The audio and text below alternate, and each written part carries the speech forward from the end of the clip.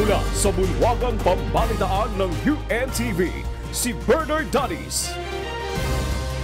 Magandang tanghali, ito ang Balita Weekend Edition. Narito ang mga headlines. Vaccination sa A4 Priority Group o mga economic frontliners sinimula na. Subalit roll out sa ilang lugar na antala dahil sa kapos na supply ng bakuna. Mga senior citizen na nakakumpleto na ng bakuna laban sa COVID-19 sa GCQ, MGCQ areas, pwede na ang lumabas. Pagkamatay ng isang football player at pinsan nito sa pagsabog ng landmine sa Masbate, Mariing kinundina. CPP-NPA hinimok na isuko ang mga miyembro na nasa likod ng pag-atake. At pamilya na pinagkakasya ang 50 pesos kada araw. Naging benepisyaryo ng Members Church of God International Free Store at Feeding Program.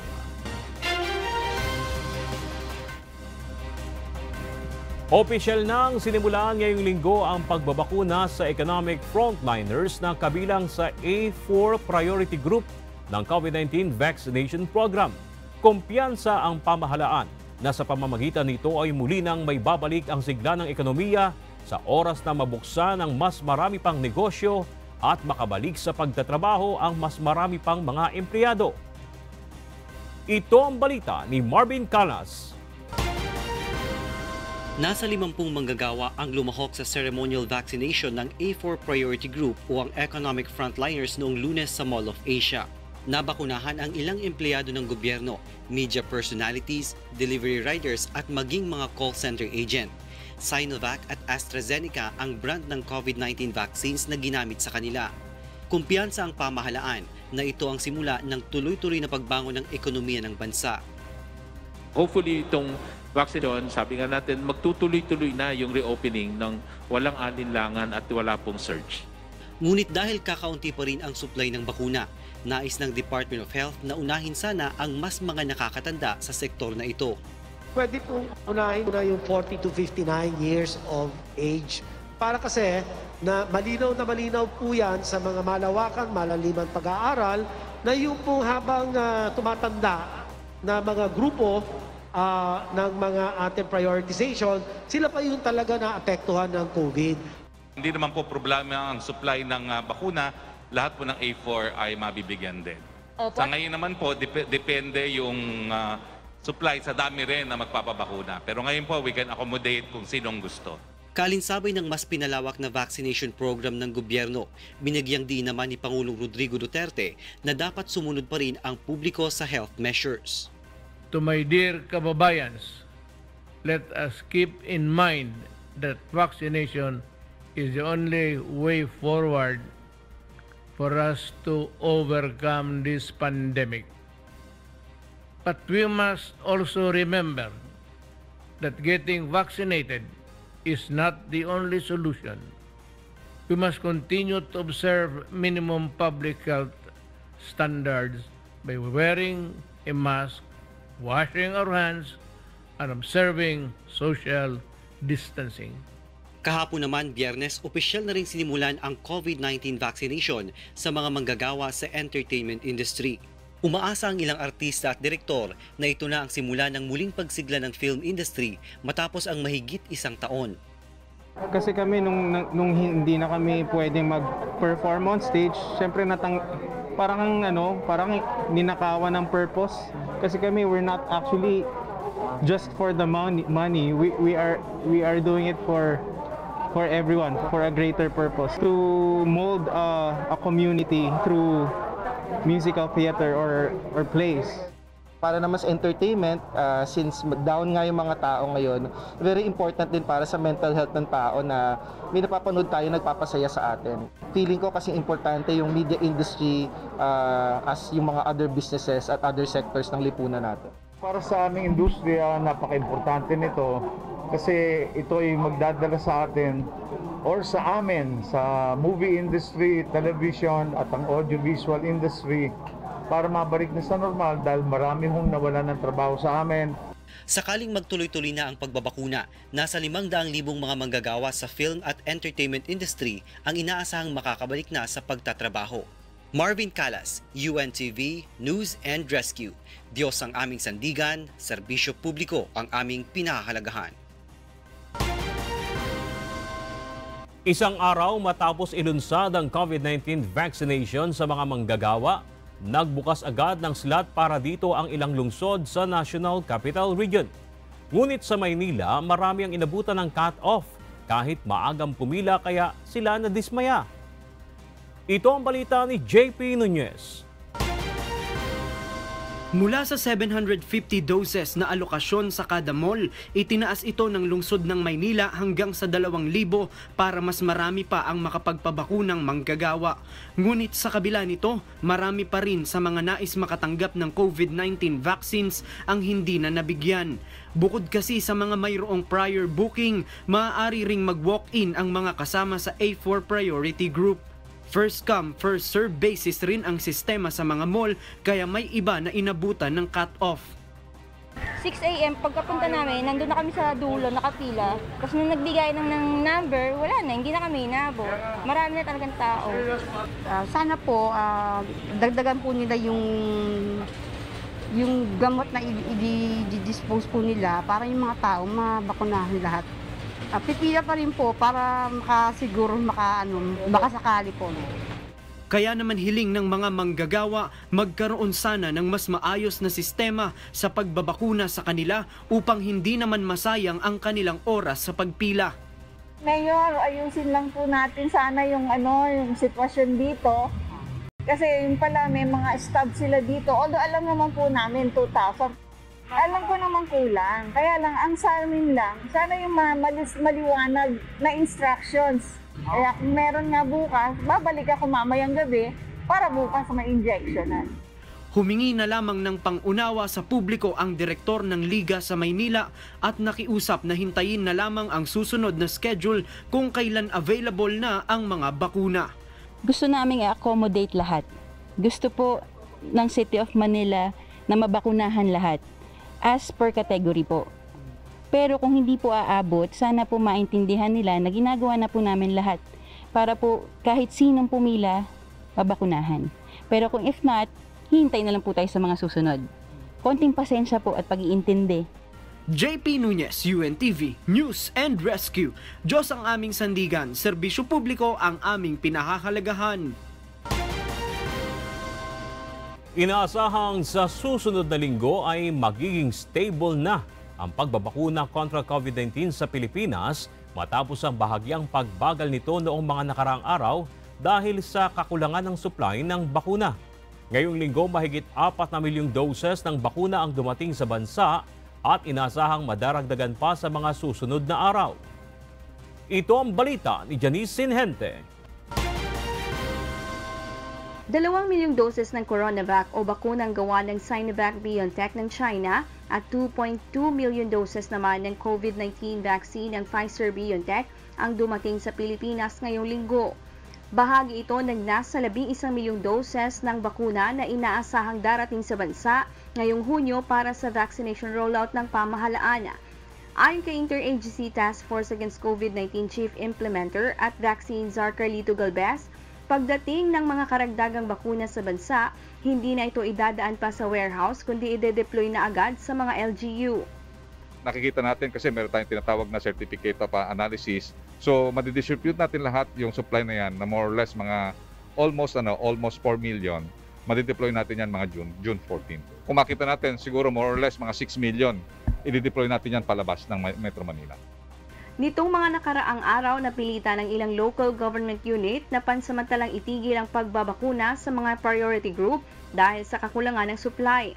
Ayon kay Secretary Galvez, na-delay ang pagdating ng COVID-19 vaccine sa Pilipinas dahil na rin sa problema sa global market. Ngunit tiniyak ng kalihim na sa susunod na linggo ay magiging stable na muli ang vaccine rollout dahil sa pagdating ng mga karagdagang vaccine supply. Last week at saka ngayong week, medyo nahirapan talaga yung LG considering that na-delay yung ating supply. Nagkaroon tayo ng delay kasi alam natin na yung nagkaroon ng massive vaccination ang mga different countries ng mga kung saan nandun yung mga manufacturing companies. So nakita natin talaga medyo nag-constrict. Pero sa ngayon, nag-open up na naman ulit. So sa nakikita natin, dire-diretso na yung ang pamimigay ng bakuna considering yung ating mga manufacturer ay magde-deliver na. Patuloy naman ang panawagan ng pamahalaan sa mga nasa priority group na magpabakuna na upang mapabilis ang pagbubukas at pagbangon ng ekonomiya. Janice Inhente, UNTV, News and Rescue. Diyos ang aming sandigan, serbisyo publiko ang aming pinahahalagahan. 100,000 doses pa ng Sputnik V ang dumating kagabi sa Pilipinas. Sinalubong ni Vaccine SAR Secretary Carlito Galvez Jr. at Russian Ambassador Marat Pavlov ang pinakamalaking shipment ng COVID-19 vaccine na gawa ng Gamaleya Research Institute. Sa kabuuan, nasa 180,000 doses na ng bakuna ang na-deliver sa bansa ng Russia.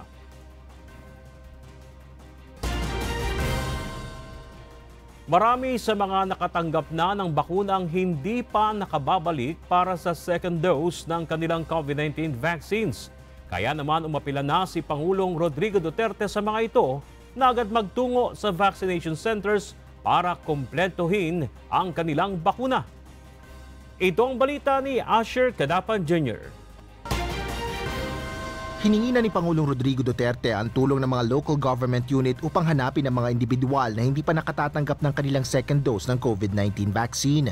Sinabi ng Pangulo na dapat alamin ng mga ito kung bakit hindi sila nakakabalik at ano ang dapat gawin upang sila ay mahanap at makumbinsi. Mahirapan talaga akong magkumbinsi sa Pilipino, lalo na yung matigas ng ulo. Kindly follow instruction. Hindi naman mahirap yan eh. You find time at your convenience na pumalik doon, pumila at magpabakuna at tinatawag nilang second booster. Ngunit mismong si Pangulong Duterte hindi pa rin pala nakatatanggap ng second shot ng Sinopharm vaccine. May 3, 2021, tumanggap ng kanyang first dose ang Pangulo. Batay sa interim recommendations ng World Health Organization sa paggamit ng Sinopharm, ang interval ng first shot sa second shot ay 3 hanggang 4 na linggo. Sa ngayon ay halos 5 linggo na ang nakalipas mula nang mabakunahan ito. Katwiran naman ng Malacanang, hinihintay pa ng Pangulo mabigyan ng emergency use authorization ng Food and Drug Administration ang naturang bakuna. Kaya nga po kumuha ng DOH ng EUA para dito sa mga donated na 1,000 na Sinopharm. Saan po gagamitin? Well, kasama na po dyan yung second dose ni Presidente dahil hindi pa po nakakaroon ng second dose ang ating Presidente dahil inaantay nga po itong EUA. Wala pang petsang binanggit ang palasyo kung kailan tuturukan ng Pangulo ng second dose ng Sinopharm. Para naman kay Metropolitan Manila Development Authority Chairman Benjamin Benhar Abalos Jr., dapat isa-isang tawagan ng mga tauhan ng lokal na pamahalaan ang mga nakatakda ng bakunahan para sa kanilang second dose ng COVID-19 vaccines upang masiguro na maipaalala sa kanila ang schedule. Kasi ang importante rito ay yung ano ng gamot, hindi balik ko may mga gamot na mabilis lang like Sinovac eh. Pero yung kamukha ng Pfizer mo, kamukha ng, sabagay, 3 months naman itong AstraZeneca mo eh, no? So talaga tinatawag-tawagan sila. Ganito halos ang ginagawa sa Caloocan City. For people not to miss their second dose, usually may text blast kami, and then the night before, ite-text pa sila ng staff ng health center. And then that day, on the day of their second dose, ite-text pa sila ng staff ng site. Ayon naman kay Pateros Mayor Miguel Ponce, mahalaga pa rin na ipaalam sa mga residente ang kahalagahan ng pagbabakuna upang sila mismo ang magkusang kumpletuhin ang vaccination process. Consistent yung ating panawagan na nawawala ng saysay yung kanilang first dose kapag hindi sila babalik sa second dose. At binabanggitin natin sa kanila na kung kailangan talagang, kung gusto nilang magkaroon ng full protection, ay dapat makakuha nila yung second dose. Bagamat walang kasiguraduhan na hindi na magkakaroon ng COVID-19 ng mga nabakunahan, ipinaliwanag naman ng mga eksperto na mas maliit ang tsansang magkaroon ng malalang sintomas ng sakit ang mga nakatanggap na nito. Asher Cadapan Jr., UNTV News and Rescue. Diyos ang aming sandigan, serbisyo publiko ang aming pinahalagahan. Nagbigay ng insentibo ang pamahalaan sa mga senior citizen na fully vaccinated na o nakatanggap ng 2 doses ng bakuna kontra COVID-19. maaari nang lumabas ang mga ito sa General Community Quarantine at Modified General Community Quarantine areas. Samantala, bahagyaring nagluwag sa restrictions sa National Capital Region Plus at pinayagan na ang pagbubukas ng ilang wellness establishments. Ito ang balita ni Rosalie Cos. Isang buwan nang nakalilipas mula nang matanggap ng senior citizen na si Ginang Lou Maikalak ang kanyang second dose ng COVID-19 vaccine. Ngunit hanggang ngayon, todo pa rin ang kanyang pag-iingat sa tuwing lalabas ng bahay. At kahit fully vaccinated na, hindi pa rin siya panatag na sumakay sa public transportations. Magiging kampante lang siyang sumakay ng bus o jeep muli kung mayorya ng mga mamamayan ay bakunado na. Hindi natin alam kung yung mga kasakay natin, kapwa natin pasahero ay nakapagpabaksin na, kung mga positive ba sila o ano man. Kasi yung mga iba pabaya eh. Hindi naman mabantayan lahat ng gobyerno yan. Nasa tao na lang din siguro. Sa pinakahuling resolusyon ng Interagency Task Force Against COVID-19, pinapayagan na ang paglabas ng bahay at pagbiyahe ng mga fully vaccinated senior citizen gaya ni Ginang Lou sa General Community Quarantine at Modified General Community Quarantine areas. Kailangan lamang nilang magpresenta ng COVID-19 vaccination card at manatili sa pagsunod sa minimum public health standards. Ayon sa Department of Health, sa June 16 ang effectivity nito. Kaya hinihikayat ng pamahalaan ng mga senior citizen na magpabakuna na upang ma-enjoy na rin nila ang bahagyang pagluluwag ng COVID-19 restrictions para sa mga fully vaccinated senior citizens. Gayunman, bawal pa rin sila sa interzonal travel maliban na kung ito ay point-to-point travel. Bago ang desisyon ng IATF, tanging mga 18 to 65 years old lamang ang maaaring lumabas ng bahay, liban na kung may essential na gagawin tulad ng pag-access sa pangunahing serbisyo at hanap buhay. Kaya mga lolo-lola, kung naiinip na sa bahay, magpabakuna na po tayo. Samantala, pinapayagan na rin ng IATF ang pagbubukas ng gyms, fitness studios at iba pang indoor non-contact sports sa NCR Plus na may safety seal certification. Gayunman, limitado lamang ito sa 30% venue capacity. Bukod dito, maaari na ring magbukas sa mga historical site at museums sa NCR Plus, subalit limitado ito sa 20% capacity at approval ng local government unit. Bawal pa rin ang guided tour sa mga lugar na ito. Sa mga malalaking gym establishments, usually nakaka-comply dito. Pero pagdating doon sa maliliit, kailangan masigurado natin that they also comply. Kaya ni-require po yung safety seal na certificate bago sila makapagbukas, but at least the industry will be allowed to reopen. Rosalie Cos, UNTV News and Rescue. Diyos ang aming sandigan, serbisyo publiko ang aming pinahahalagahan. Kinikilala ng Pediatric Infectious Disease Society of the Philippines ang mga pag-aaral na maaari nang gamitin sa mga minor de edad ang COVID-19 vaccines. Kapag dumating na ang karagdagang supply ng bakuna, irerekomenda ng mga ito na unang mabakunahan ang mga minor de edad na mayroong comorbidity. Ito ang balita ni Aiko Miguel. Ngayong linggo ay naamyendahan ang emergency use authorization sa Pilipinas ng Pfizer COVID-19 vaccines upang magamit sa mga menor de edad. Maaari na itong gamitin sa mga edad 12 hanggang 15 taong gulang. Ayon sa Pediatric Infectious Disease Society of the Philippines, pagdating ng bulto ng mga bakuna sa bansa, irerekomenda nila na unang mabakunahan ang mga menor de edad na may comorbidity o sakit. Ngunit bago mabakunahan, kailangang humingi ang mga magulang ng clearance mula sa pediatrician ng kanilang anak. Sa ganitong paraan, makakasiguro na walang anumang magiging seryosong epekto sa bata ang bakuna. Ayon pa sa Pedia Groups, kailangang pag-aralang maigi ang profile ng mga available na COVID-19 vaccines para sa mga bata bago ito iturok sa mas maraming populasyon ng mga batang Pilipino. Ayon kay Health Secretary Francisco Duque III, magsasagawa rin sila ng lubos pang pag-aaral sa pagbabakuna ng mga menor de edad habang naghihintay pa ng supply ng vaccines. Magkakaroon ng panahon, sapat na panahon para makita rin natin kung ano ang magiging karanasan, matututunan natin kung ano ang naging epekto Kaya maganda naman na talaga mag-antay. Maraming mga implikasyon ito Lumalabas na medyo talagang limitado yung mga pag-aaral pa sa ngayon. Kaya maganda na mag-antay tayo. I think prudence dictates that we wait. We give it more time as to what the experiences are of the other countries that have boldly introduced this vaccination program even to the pediatric age group. Samantala noong Lunes ay inanunsyo ni FDA Director General Eric Domingo kay Pangulong Duterte na naglabas na sila ng emergency use authorization para sa pagpasok at paggamit sa bansa ng Sinopharm vaccine. Ito na ang ikapito na COVID-19 vaccine na nabigyan ng EUA sa Pilipinas. So ito po ay tiningnan na rin ng ating mga experts at ng ating pong evaluation sa FDA. And today we already granted an emergency use authorization to DOH to accept the donations of Sinopharm. Ang Department of Health ang nagsumite ng emergency use authorization application ng Sinopharm sa FDA. Aiko Miguel, UNTV News and Rescue. Diyos ang aming sandigan. Serbisyo publiko ang aming pinahahalagahan.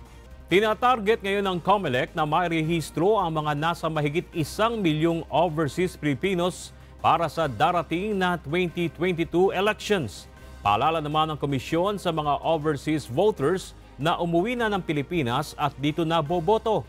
Mayroon sila hanggang sa August 31, 2021 upang maghain ng aplikasyon para sa transfer of registration. Ito ang balita ni Harleen Delgado.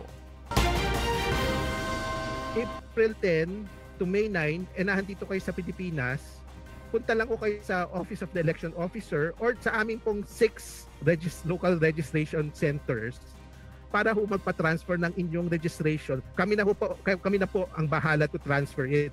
Marami sa ating mga kababayan ang napilitang umuwi sa Pilipinas dahil sa epekto ng pandemya. Batay sa datos ng Overseas Workers Welfare Administration o OWA, nasa mahigit kalahating milyong repatriated OFWs ang nakauwi na sa kani-kanilang mga probinsya. At dahil papalapit na ang eleksyon, nananawagan muli ang Commission on Elections o COMELEC sa mga umuwing Pilipino na rehistradong overseas voters na ilipat ang kanilang registration sa Pilipinas bago mag-August 31, 2021 para makaboto sa halalan. Ayon kay Attorney Philip Marin ng Office of Overseas Voting ng COMELEC, kung sigurado na ang isang repatriated OFW na dito na boboto sa Pilipinas, pumunta lamang sa COMELEC office sa inyong lugar para sa paghahain ng aplikasyon ng transfer of registration. Bibigyan ng form ang overseas voter na kanyang sasagutan na ipadadala naman sa Office of Overseas Voting ng COMELEC na siyang magpoproseso ng paglilipat ng inyong voter registration mula abroad to local. Mas mainama niya na tumawag muna sa inyong local election officer para magpa-schedule ng appointment. Pagka-fill up nyo ng form, titingnan yung status ng registration ninyo para malaman kung ano ang gagawin nyo. Kaya naman po namin kayo pinapupunta kasi sa batas ho, sa Omnibus Election Code ho, kailangan ho talaga mag-appear kayo sa isang administering officer. Kailangan ho mag-take ng oath. Pero paano naman kung biglang kinailangan bumalik muli abroad ng isang botante na nakapag-transfer na ng kanyang voting record sa Pilipinas? Ayon sa COMELEC, pinag-aaralan pa nila ito ng Department of Foreign Affairs. So far po, wala pa ho kaming process tungkol doon. September 30 kasi local to post, pwede pa naman po magbumoto sa abroad. Pero we're aware of it and we're trying to find ways on how these overseas workers will be able to exercise their vote. Kasi gusto namin talaga yon inclusiveness nga kumbaga.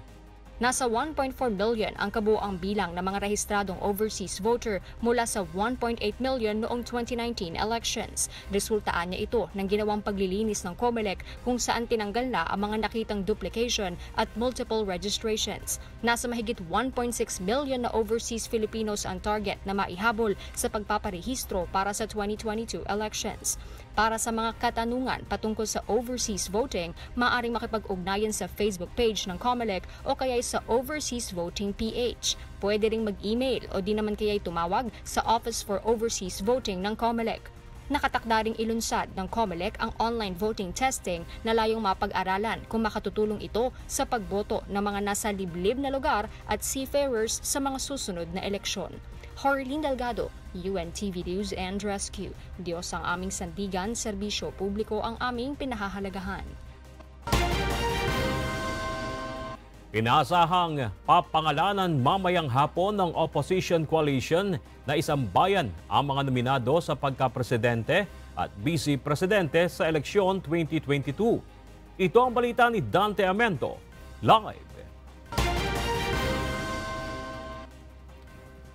Dante, may mga una na bang pinangalanan ang partido at bakit nila itinaon ang pag-anunsyo sa Araw ng Kalayaan? Yes, Bernard, ang unang binanggit na ng grupo ay sina Vice President Leni Robredo, Senators Grace Poe at Nancy Binay, dating Senador Antonio Trillanes IV at Manila City Mayor Isko Moreno Dumagoso. Pero ayon dito kay Attorney Howard Calleja, isa sa mga convener ng grupo, maaaring madadagdagan pa ito, Bernard. Isinabay nila ito sa Araw ng Kalayaan dahil simula na anya ng muling pagbabalik ng kalayaan, karapatan at moral ng mga Pilipino na ipinagkait ng kasalukuyang administrasyon. Tiniyak ng grupo na magandang balita at matuwid na pamumuno ang kanilang ibibigay sa sambayanang Pilipino kung mahalal ang kanilang mga pambato sa darating na eleksyon. Kabilang rito ang pagsusulong sa ating karapatan sa pinag-aagawang teritoryo sa West Philippine Sea, paglaban sa extrajudicial killings at pang-aabuso umano ng mga tauhan ng pamahalaan. May isang online application na maaaring pumili ang publiko kung sino sa mga ilalabas nilang pangalan o nominee ang maging standard bearer. Dagdag pa ni Calleja, posibleng sa susunod na buwan o Agosto ay mailabas na nila yung pinal o opisyal na pambato, partikular sa pagka-presidente at vice-presidente. At bukod dyan, Bernard, target din ng grupo na makabuo ng 12 mga kandidato para naman sa pagka-senador. Samantala, Bernard, sa kanilang programa mamaya ay mag-uumpisa ito ng alas 2 ng hapon hanggang alas 5.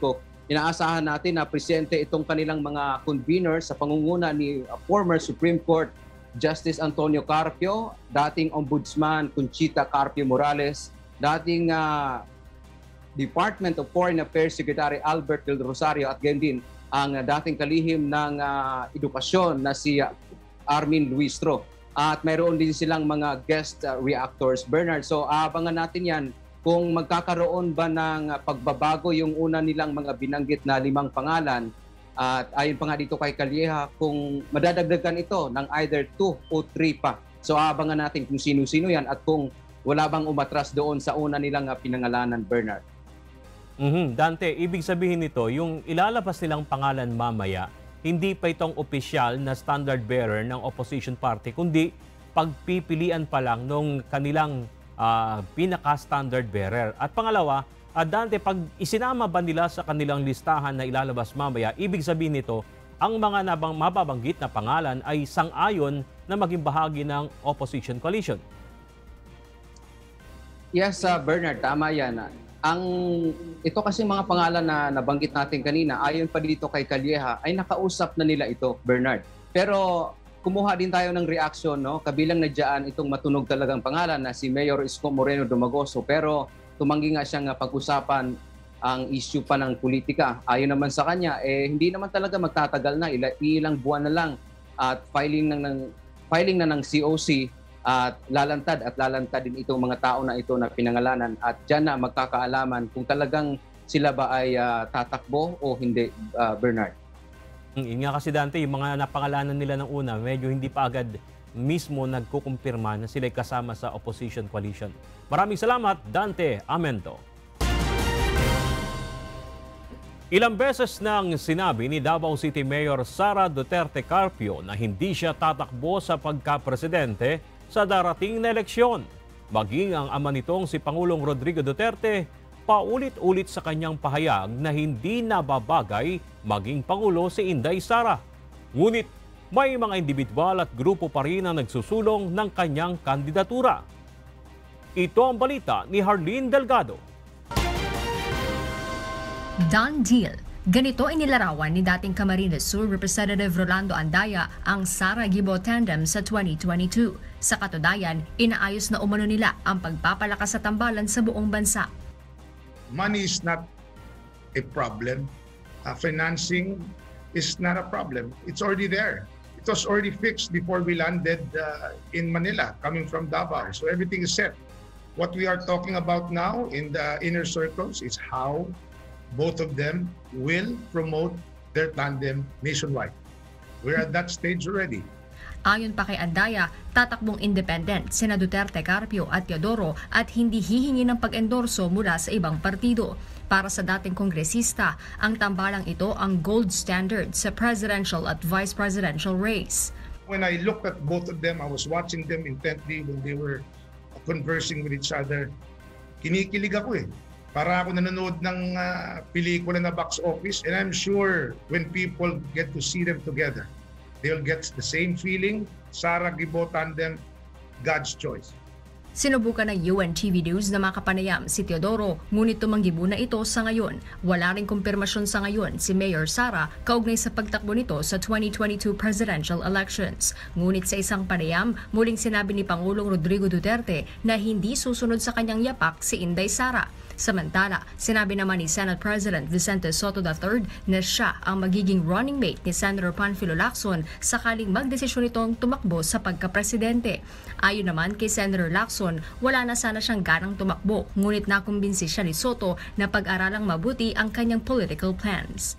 Kaya sabi ko, sige, hindi ko na isara yung pinto, pero baka pwede magkonsulta tayo sa mga nakakaalam para i-measure natin yung ating kapasidad kung kaya ba nating tugunan yung naglalakihang problema ng bansa. Kasi kung hindi rin lang natin kakayanin, bakit pa? Anong legacy pa yung ating gustong ialay? Sabi niya, gusto ko lang ipakita na kayang isolve yung illegal drugs. Inihayag din ni Lacson na inimbitahan siya ng Isang Bayan Coalition na maging nominee, ngunit tinanggihan niya ito. Bunsod ito sa naging komentaryo sa kanya ni retired Senior Associate Justice Antonio Carpio bilang principal sponsor ng anti-terrorism law sa Senado.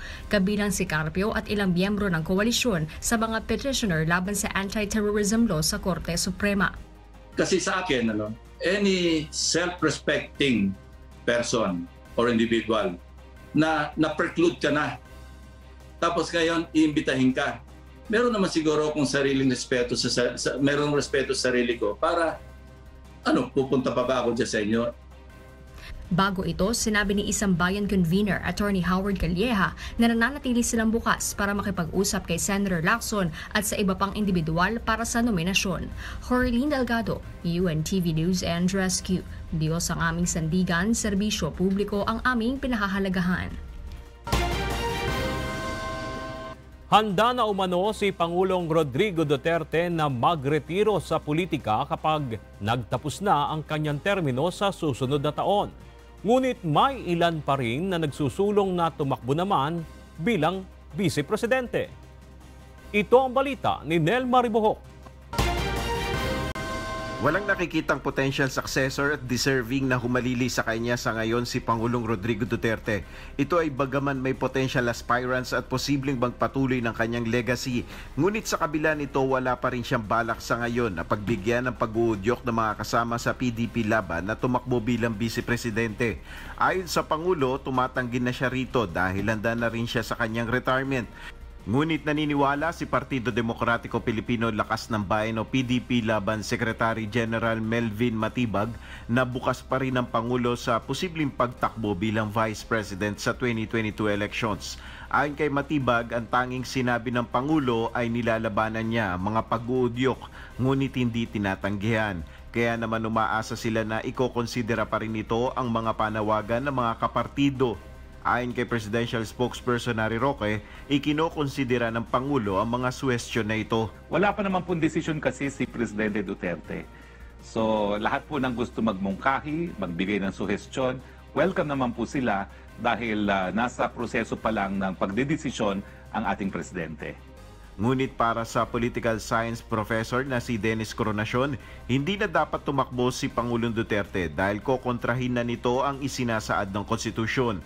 Ang tinutukoy nito ay ang provision na nagsasabing ang Pangulo ay hindi na eligible o karapat-dapat na ma-re-elect. Ang mangyayari, he's going to put our political system in may crisis. What do I mean by that? Kasi the design of our system, following the provisions of the Constitution, says that once you become president, you're not supposed to be a president anymore for the second time. Dagdag di koronasyon ang paglutang ng muling pagtakbo ni Pangulong Duterte sa pangalawang pinakamataas na posisyon sa pamahalaan ay maaaring magkaroon ng hindi magandang pahiwatig sa publiko. Nel Maribuhok, UNTV News and Rescue, Diyos ang aming sandigan, serbisyo publiko ang aming pinahalagahan. Kinundina ng iba't ibang grupo ang pagkamatay ng Far Eastern University football player na si Kate Absalon at pinsan nito sa isang landmine attack sa Masbate City noong nakaraang linggo.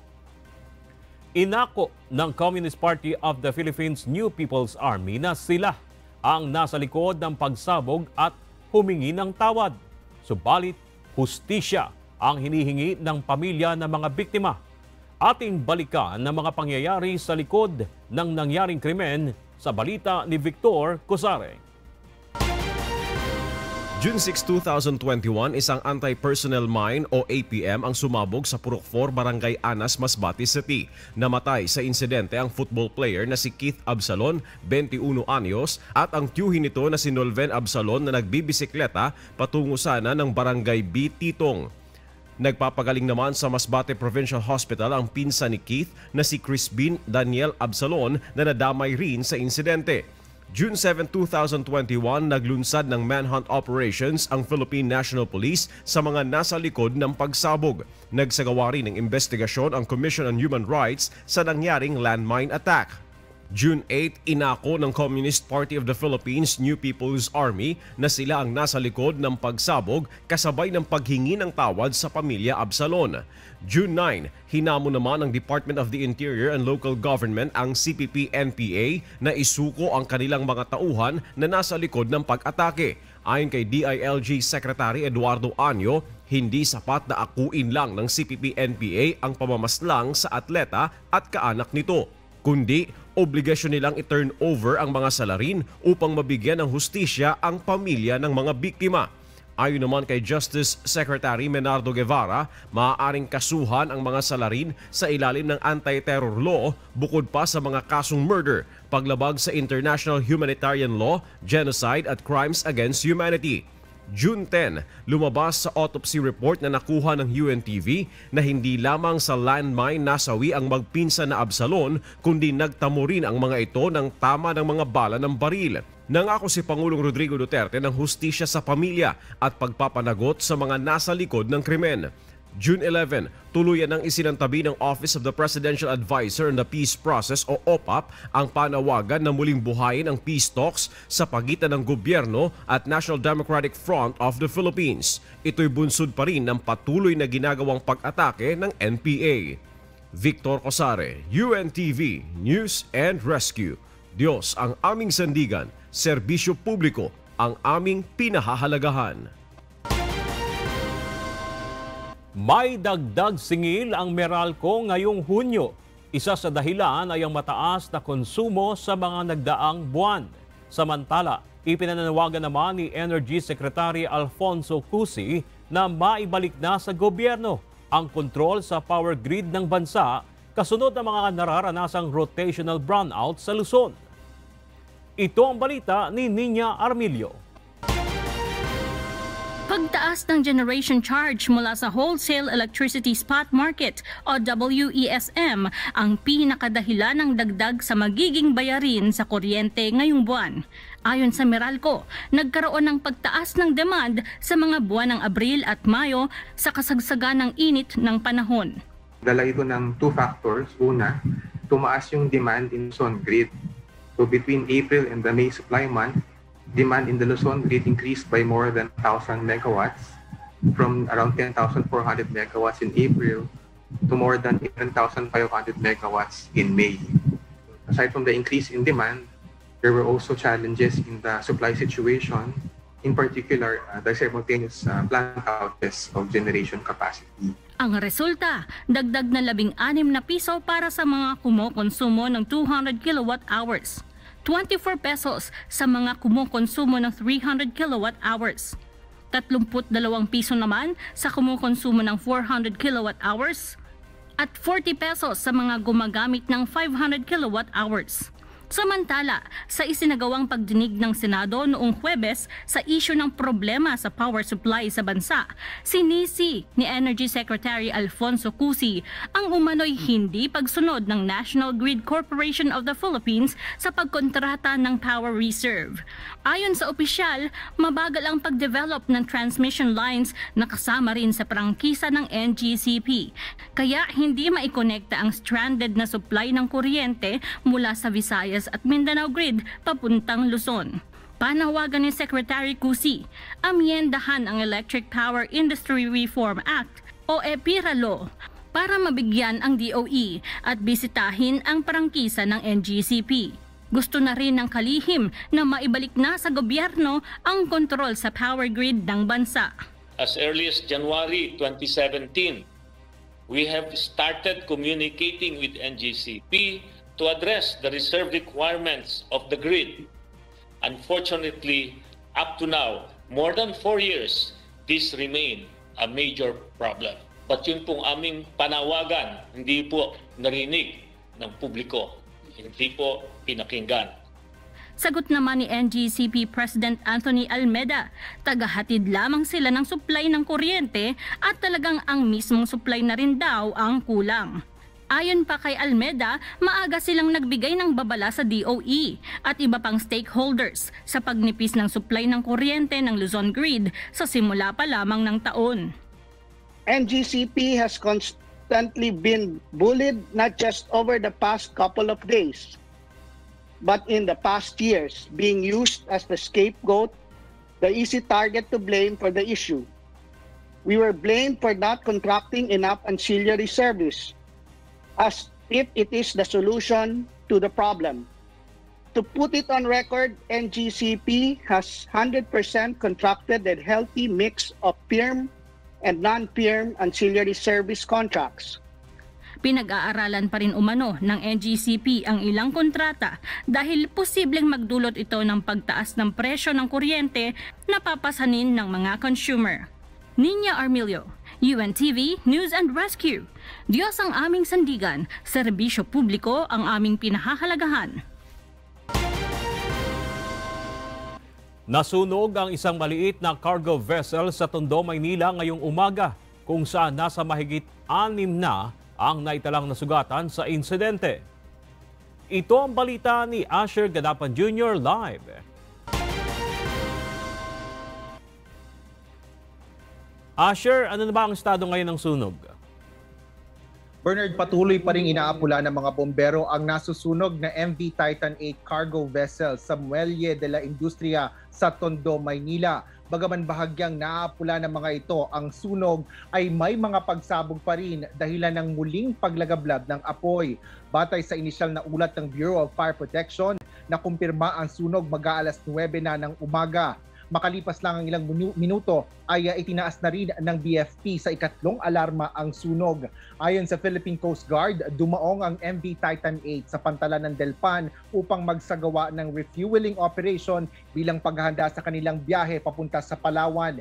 Ngunit bigla umanong nakarinig ng pagsabog ang mga tauhan ng naturang cargo vessel. Agad na tumalon palabas ng vapor ang master at mga crew nito upang protektahan ang kanilang sarili mula sa sunog. Batay sa tala ng PCG, hindi bababa sa 6 ang nasugatan sa insidente. Tumulong rin ang Coast Guard sa pagliligtas ng mga biktima sa pamamagitan ng pagde-deploy ng rescue boats sa lugar. Kinumpirma naman ng BFP na 3 sa mga nasugatan ay dinala sa Mother and Child Hospital. Naglagay na ang PCG Marine Environmental Protection Command ng oil spill boom upang makontrol ang pagtagas ng langis bunsod ng insidente. Sa ngayon, Bernard, as of 12:50 p.m. ay itinaas na sa ika-5 alarma ang sunog sa lugar na bandang 12:43 ngayong tanghali. Bernard? Maraming salamat, Asher Gadapan Jr. Kinilala ng pamahalaan ang kagitingan at determinasyon ng frontliners laban sa COVID-19 pandemic sa pagdiriwang ng Araw ng Kalayaan ng Bansa. Samantala, pangungunahan naman ni Pangulong Rodrigo Duterte ang 123rd Independence Day sa Malolos City, Bulacan ngayong araw. Para sa detalye na yan, nasa linya ng ating telepono si Rosalie Cos live. Rosalie. Bernard, sa pagsapit ng ika-123 taon mula nang ideklara ang kalayaan ng Pilipinas mula sa mga Kastilang mananakop, itinuturing ng pamahalaan na panibagong banta sa kalayaan ng bansa ang pandemyang nananalasa sa buong mundo. Kaya naman sa gitna ng nagpapatuloy na hamon ng krisis sa kalusugan, kinilala ng pamahalaan ang kagitingan, determinasyon at pagiging hindi makasarili ng mga frontliner laban sa COVID-19. Ayon kay Vaccine Czar at National Task Force Against COVID-19 Chief Implementer Secretary Carlito Galvez, taglay ng mga doktor, nurse, mga sundalo, factory workers, government personnel, riders, police at iba pang katulong sa pagtugon sa pandemya ang katangian ng mga bayani, higit isang daang taon na ang nakalilipas na isinakripisyo ang kanilang buhay upang makamit ang kalayaan ng bansa. Nananawagan din ng opisyal sa publiko na palawigin pa ang bayanihan spirit at tumulong sa mga higit na nangangailangan. Samantala, sa gitna man ng pandemya at pag-iral ng General Community Quarantine with heightened restrictions sa NCR+, personal naman na pangungunahan ni Pangulong Rodrigo Duterte sa Malolos City, Bulacan ang 123rd anniversary ng proklamasyon ng kalayaan ng Pilipinas. Limitado lamang ang bilang ng attendees sa event. Merong wreath-laying ceremony sa Bulacan Provincial Capital at igagawad din ng punong ehekutibo ang Order of Lapu-Lapu sa mga descendant o mga kaapu-apuhan sa mga ilan sa mga itinuturing na pambansang bayani na sina Marcelo del Pilar at General Gregorio del Pilar. Nakatakda ring magbigay ng talumpati ang presidente sa programa mamayang hapon. Bernard? Maraming salamat, Rosalie Cos.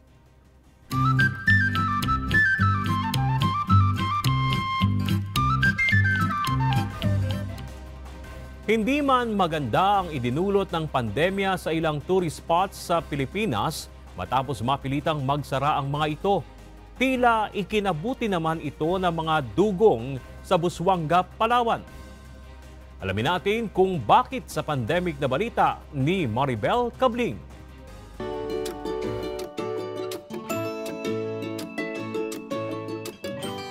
Isa ba ang Palawan sa mga namiss niyong puntahan? Huwag mag-alala dahil yan ang ating papasyalan ngayong araw. Mala Esmeraldang mga isla na napapalibutan ng puting buhangin at malakristal na tubig dagat ang inyong matatanaw sa probinsya ng Palawan. Makailang beses nang kinilala ang island province na ito bilang the best island in the world. Isa rin ito sa mga best diving destination ng bansa. Bukod sa pagiging the best island in the world, itinuturing din bilang final stronghold ng Pilipinas ang Palawan ng mga critically endangered dugong. Dito sa Kalawit Island, Busuanga, maaari mo pang makita ang mga rare marine mammal na ito. Pero isa ang munisipalidad ng Busuanga sa mga lugar na hindi pa bukas sa turista. Hindi pa po open ang tourism activity. Katulad din po ng Coron. So, hihintayin din po ni Busuanga kung kailan yung announcement sa Coron kasi nga po nandun yung Busuanga Airport na tsaka yung pier na nasa Coron din po. So, kahit po yung local yung taga-Busuanga hindi po pinapalagan pa. Pansamantalamang natigil ang tourism activities sa lugar, hindi naman huminto ang mga katutubong tagbanwa sa pangangalaga ng mga dugong sa isla ng Kalawit. At ayon sa isang marine conservation group sa lugar, may naging positibong epekto ang pandemya sa mga critically endangered species na ito. Oo, actually, naging malaking hamon din yung noong unang mga buwan ng pandemya. Dahil nga hindi natin sigurado kung paano masasagawa yung ating mga activities. Pero dahil sa tulong ng ating mga people's organization, lalo na ng mga katutubong tagbanwa sa isla ng Kalawit, ay naipagpatuloy natin yung mga gawain para sa pag-conserve ng dugong. Ang mga napansin naming pagbabago dahil nabawasan yung mga bangka ng turista na dumadaan, pati na rin yung mga mangingisda. mas malaya yung mga dugong na nakakaikot sa mga baybayin at sa mga pangainan or nung mga baryaw.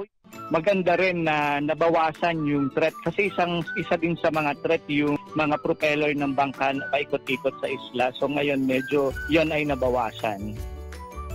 Nagpapasalamat naman ang Busuanga Local Government Unit at C3 Philippines sa mga tagbanwa ng Calawit Island na nagsisirbing mga citizen scientist. Malaki kasi ang kanilang naitutulong sa pagmonitor ng mga natitirang dugong dito sa Pilipinas. Abangan ang inyong diving buddy ngayong linggo alas 11 ng umaga at alamin kung gaano kalaki ang magagawa ng citizen science sa pagprotekta sa karagatan. Sa programang The Dive. Paalala, laging sundin ang safety and health protocols to experience your travel safely with more fun in the new normal. Maribel Cabling, UNTV, News and Rescue, Diyos ang aming sandigan, serbisyo publiko, ang aming pinahahalagahan. Bukas na ang digital launch ng A Song of Praise o ASOP Music Festival commemorative album na The Legacy Continues. Kalinsabay ito ng ika-10 anibersaryo ng ASOP Music Festival sa telebisyon at bilang selebrasyon sa paglulunsad ng songwriting competition sa international stage. Laman nito ang 12 awit na pinili mula sa mga nakalipas na season ng ASOP Music Festival. Ito ay mga choice songs, cream of the crop na song, na kinanta naman ng mga cream of the crop na mga arts performer. Kaya napaka-special ng album na ito.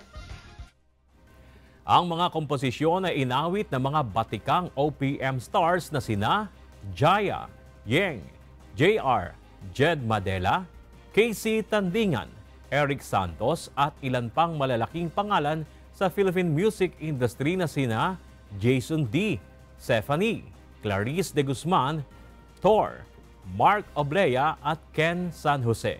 Isasagawa ang digital launch via community platform na Kumu bukas June 13 alas 7 ng gabi.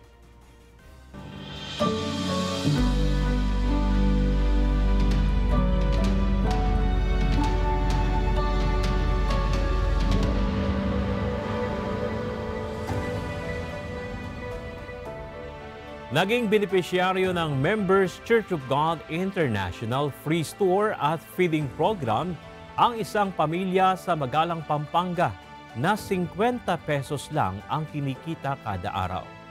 Ito ang balita ni Leslie Widem.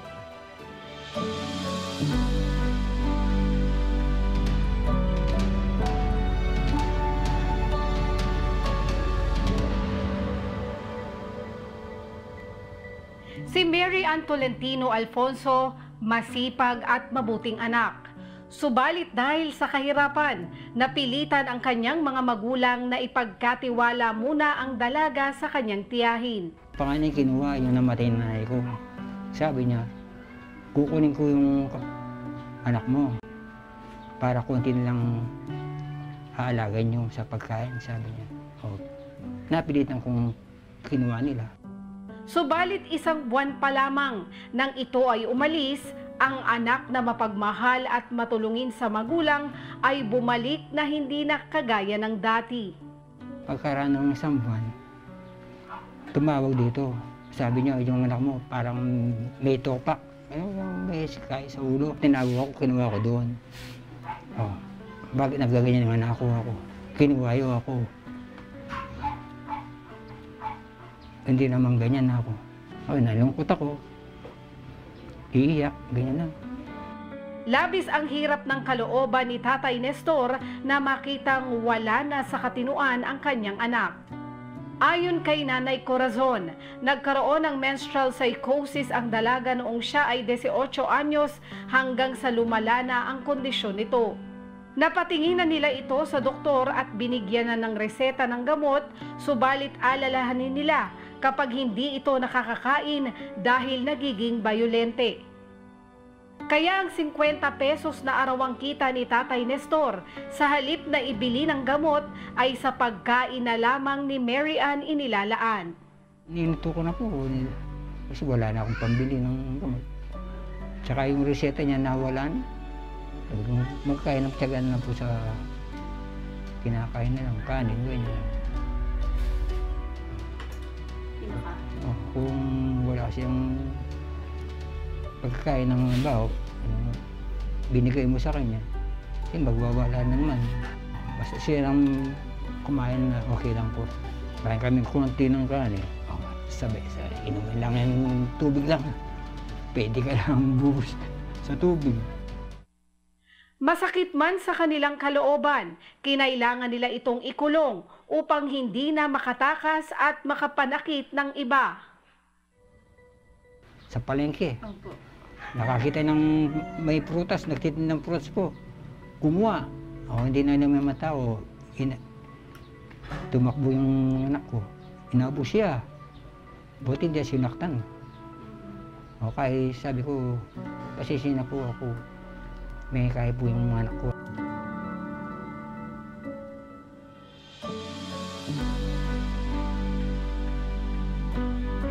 Laking ginhawa kay Tatay Nestor at Nanay Corazon na sila ay mapagkalooban ng libreng food pack at grocery mula sa MCGI Free Store. Ayon kay Tatay Nestor, tamang-tama ang dating ng tulong sa kanila dahil wala talaga silang pambili ng pagkain. Matatagal po yan, mga siguro. Luto kami ng ganyan, isa. Kami ng tatlo. Lagyan ko ng dawa ng malunggay. Pwede doon konting kanin. Ang pamilya ni Tatay Nestor, larawan man ang kahirapan, ay may kapanatagan sa simpleng bagay. Ang kanilang kalagayan, naway makapagpaalala sa atin ng mga aral ng Diyos sa Biblia. Higit sa lahat, ang matutong magpasalamat sa kung anong dumating, maliit man, mahirap o mabigat man, o kahit ang mga pangyayaring hindi natin lubos na nauunawaan. Maraming pong salamat sa binigay na pong Panginoon, biyaya. Siya na pong balay ang Panginoon sa inyo. Leslie Widem, UNTV News and Rescue. Diyos ang aming sandigan, serbisyo publiko ang aming pinahalagahan.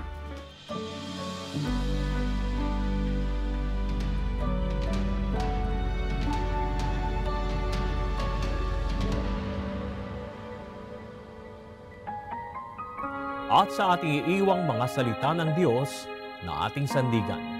Mula sa Aklat ng Kawikaan 27:14 na nagsasabi, siyang nagpapala sa kanyang kaibigan ng malakas na tinig na bumabangong maaga sa kinaumagahan, mabibilang na sumpa sa kaniya.